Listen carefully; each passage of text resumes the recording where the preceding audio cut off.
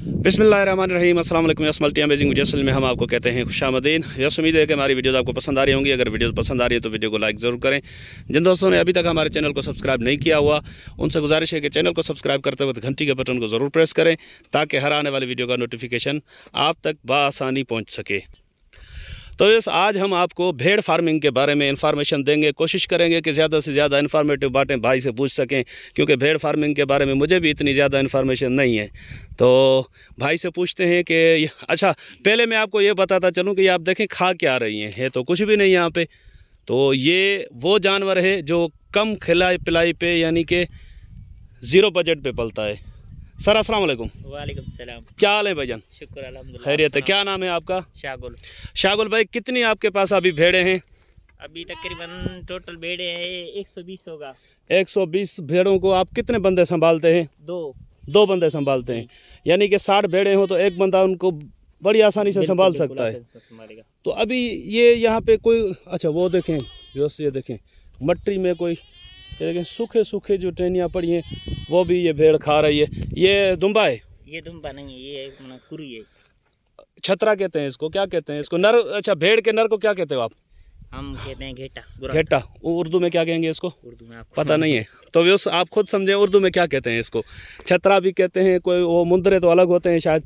तो zero budget पे पलने वाला ये जानवर। और सर ये अगर आप इसके बारे में हमें थोड़ा ये बताएं, साल में जैसे बकरी 14 महीने में 2 मरतबा बच्चे देती है, तो ये कितने महीने में 2 मरतबा कलच आ जाता है और हर मरतबा ये कितने कितने बच्चे देती है? ये 1 भी दे रहा है, 2 भी दे रहा है और 5 महीने के बाद बच्चे देती है। 5 महीने के बाद बच्चे देती है। 20-21 दिन के बाद ये क्रॉस हो जाती है बकरी की तरह, या टाइम लेती है ये? ज़्यादा टाइम ज़्यादा नहीं लेती है। ज़्यादा नहीं लेती। बकरी में बढ़ोतरी ज़्यादा है या इसमें ज़्यादा है? इसमें ज़्यादा है। बकरी तो 2-2, 3-3 बच्चे भी देती है, ये तो 1-1 बच्चा देती है, या ज़्यादा से ज़्यादा 2 बच्चे?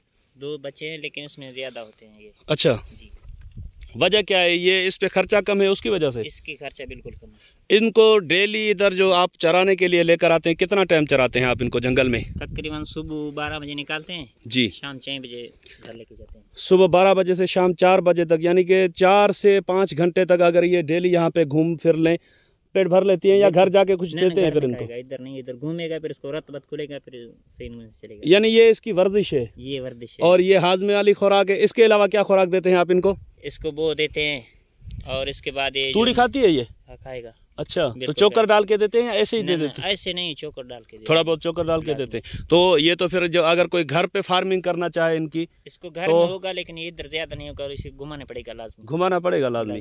घर पे तूड़ी चोकर पे भी पल सकती है, लेकिन इसको डेली 1 घंटा वर्जिश हो जाए लाजमी। अच्छा सर, ये जैसे छोटा बच्चा इसका खड़ा है, इसकी क्या मार्केट होगी? इसका तकरीबन 14,000 13,000 होगा। गब्बन भेड़ तैयार की मार्केट क्या होती है? बड़ा वाला? हाँ, जो ढुक्की तैयार बच्चा देने के करीब हो, उसकी क्या मार्केट होती है? वो 35-40 के अंदर। 35-40 के अंदर। तो आप क्या करते हैं, खाली भेड़ें लेकर आते हैं फिर गब्बन करा के बेचते हैं या उनके बच्चे बेचते हैं? नहीं, उनके बच्चे बेचते हैं। बच्चे बेचते हैं, तो बच्चों में से पैसे निकल आते हैं उनके? निकल आते हैं। आप रफली कोई हमें आइडिया बताएं, अगर भेड़ फार्मिंग में कोई बंदा 2.5 से 3 लाख या ज़ीरो बजट से हम स्टार्ट कर रहे हैं तो 50-60 हज़ार से स्टार्ट करते हैं, ठीक है? 50-60 हज़ार में कितने इसके बच्चे मिल जाएंगे या कोई भेड़ें मिल जाएंगी? 60 से तकरीबन 4 तुमको मिलेगा छोटे बच्चे। छोटे बच्चे मिलेंगे 4? हाँ। कितनी उम्र के? उम्र ये तकरीबन 6-7 महीने की। ये क्रॉस कितने उम्र में होती है? गबन लगती कितनी उम्र में है? ये तकरीबन 8-9 महीने की। 8-9 महीने की होती है तो क्रॉस हो जाती है। तो वैसे 8-9 महीने की जब भेड़ होती है मादा, तो ये क्रॉस हो जाती है। और 6 महीने की भाई बोल रहे हैं कि आपको 15,000 की मिलेगी, यानी कि जब वो 17 से 18,000 की मालियत की होगी तो क्रॉस हो जाएगी। तो 5 महीने के बाद फिर वो कितने की बिकेगी? कौन सा? वो बच्चा छोटा? हाँ, वो जो बच्चा है 8 महीने के बाद अगर वो क्रॉस होती है, गबन आ जाती है, तो 5 महीने के बाद फिर वो बच्चा देने के करीब हो जाएगी। उस टाइम कितने की बिकेगी? रेड? हाँ, रेड में तकरीबन वो तकरीबन 30-35 हज़ार की, यानी कि 17-18 हज़ार की आपने ख़रीदी, 5 महीने उसको आपने रखा ऐसे ही ज़ीरो बजट में। अच्छा, डेली जो इनको आप घर पे जो देते हैं, तूड़ी चोकर देते हैं, वो ये कितने का खा लेती है? 50-60 का खा लेती है? 100-150 का खाती है या कम खाती है? 100-150 का तकरीबन खाती है। 100-150 का खर्चा इस पे आ जाता है। तो यानी 4,500 पे या 4,000 के करीब महीना इस पे खर्चा आ गया। तो 5 महीने के 20,000 वो हो गए और 17,000 की ये खरीदी, तो 37,000 तो इसका खर्चा हो गया। आपको क्या बचा? ना हमारा को फिर बच्चा दे रहे हैं ना, वो बच रहा है ना, दो दे रहे हैं। क्या बच रहा? बच्चे जो दे रहे हैं? बच्चे नहीं, हम तो अब गबन हुई तो बेच रहे हैं ना उसको। बेच रहे थे, ऐसे तो खर्च नहीं होएगा ना इसका। अच्छा, यानी कि आपके कहने का मतलब है जैसे आप इस तरीके से चरा रहे हैं वो 35 की बिकेगी, अगर वो घर पे चराई इसको देंगे तो फिर वो और ज्यादा पैसों की बिकेगी, वो कम टाइम में रख जाएगा ना। ये सही। तो इस भाई का कहने का मतलब ये है कि जैसे ये खुली चराई पे चल रही है, ये भेड़ तैयार होकर अगर 35,000 की बिकेगी तो इसको अगर शाम के टाइम घर पे कोई वंडा दाना मिलेगा तो ये फिर और ज़्यादा पैसों की बिकेगी। फिर उस टाइम ये आपको 35,000 की पड़ेगी तो 15,000 या 10,000 ऊपर फी भेड़ से बचेंगे। बिल्कुल बचेंगे। तो अगर 100 भेड़े हैं आपके पास तो 2 बंदे चाहिए। बिल्कुल, हाँ 2 बंदे चाहिए, 2 आराम से चराते हैं।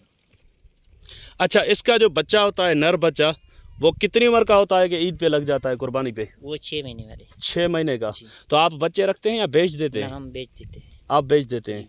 फिर ये अब मुझे इधर बहुत ज़्यादा इसमें मादी कम लग रही है और नर ज़्यादा दिख रहे हैं। ये सिकरे में लेके आया था। ये अलग से आप लेकर आए थे? अलग से लेकर आए थे ईद पर तैयार करने के लिए। इंशाल्लाह तैयार करना। क्या वजह है? इससे मत जाहिर हुआ कि शायद इसका छोटा बच्चा ज़्यादा पैसों में बिकता है। छोटा पैसा ज़्यादा पैसे में बिकता है। आप छोटा बच्चा बेचते हैं फिर बड़ा लेकर आते हैं। तो बस ये भी बात आप नोट करें, क्योंकि वो कच्ची पशम में बच्चा जो होता है खूबसूरत होता है, ज़्यादा पैसों में बिकता है। फिर ये वो छोटे बच्चे बेचकर फिर ये पक्की पशम वाले बच्चे, जैसे ये पक्की पशम हो गई, ये आप देख रहे हैं, और कच्ची पशम का भी आपको दिखाते हैं। ये जैसे सामने देख रहे हैं थोड़ा सफ़ेदी है उसमें। तो ये देखें, ये भी उस कच्ची पशम का बच्चा है जिसको जो ब्यूटी के लिहाज से रकम ज़्यादा में बिकता है।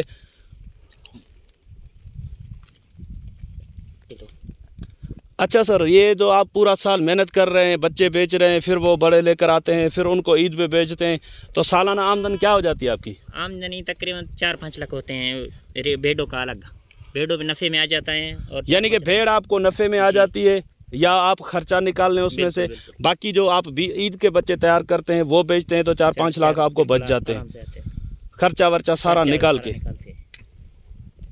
अच्छा, अगर 10 भेड़े मैं अभी रखूं तो ये 2 साल के बाद कितनी हो जाएंगी? ये 2 साल मैं बच्चे उसके नहीं बेचूं, अगर नर बेच दूं, मादा नहीं बेचूं, 6-8 महीने के बाद फिर वो मादा क्रॉस होके वो भी एक भेड़ तैयार हो जाए, 2 साल से तकरीबन 35-40 होगा। कितने में से? आराम से 10 में से 35-40 भेड़े हो जाएंगी। बिल्कुल हो जाएंगी। अच्छा, 10 में वो निकाल लूँ, 10 खर्चे में निकाल लूँ, 15 भेड़े बच जाएंगी। आराम से बचेगा। तो वो 15 भेड़ की मालियत क्या होगी तकरीबन? उसका मालियत माना 25-30 हज़ार लगाओ, कितना होते हैं? 30 हज़ार की, यानी कि 6 लाख रुपए बच जाएंगे 2 साल में आराम से। उसमें सारा खर्चा भी निकल आएगा। बिल्कुल। मतलब ये जो आप इधर मेहनत कर रहे हैं, आप अगर कोई कारोबार नहीं है ये करें तो 20-25 हज़ार आपका मंथली, जैसे महीने के हिसाब से आपको बचत हो रहा है। ज़्यादा हो रहा है। अच्छा, इनमें बीमारियां कौन कौन सी आती हैं? बीमारी इसमें होते हैं, पिपड़ी होते हैं, एक रेज वाला बीमारी होते हैं उसको। अच्छा, उसकी फिर आप वैक्सीन वगैरह करते हैं?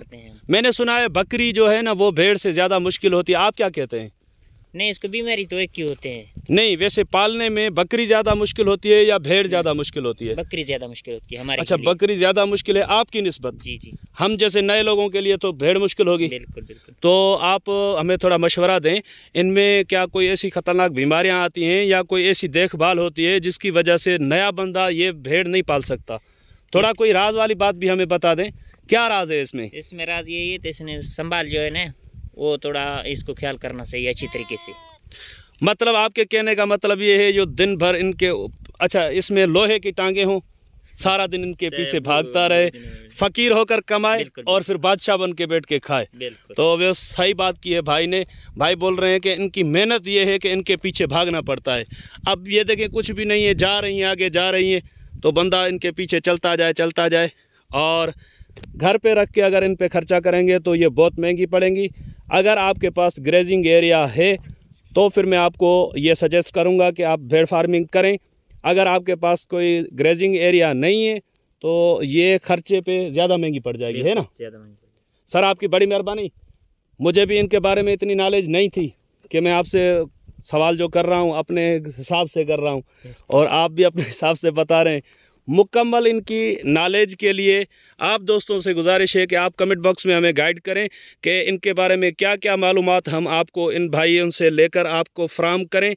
तो इंशाअल्लाह आप दोस्त हमें कमेंट करेंगे और फिर वो जो सवाल आपके होंगे वो इंशाअल्लाह भाई से हम पूछ कर आपको बताएंगे। लेकिन एक बात भाई, ईद के टाइम पे आप ये दुम्बे तो बहुत ज़्यादा बेचते होंगे। बिल्कुल। तो आप अपना नंबर दे देंगे अगर किसी भाई को ये दुम्बे वगैरह चाहिए तो? इंशाल्लाह देगा हम नंबर याद है आपको? जी नंबर बता दें। 0302 30 24 990। क्या नाम है आपका? शाहगुल। तो ये शाहगुल भाई का नाम है। भाई से नंबर ले लिया है। अगर किसी को भेड़ फार्मिंग करनी है तो दिन के वक्त इनको कॉल कीजिएगा। ये बेचारे सारा दिन देखें ये जंगल में घूम रहे हैं।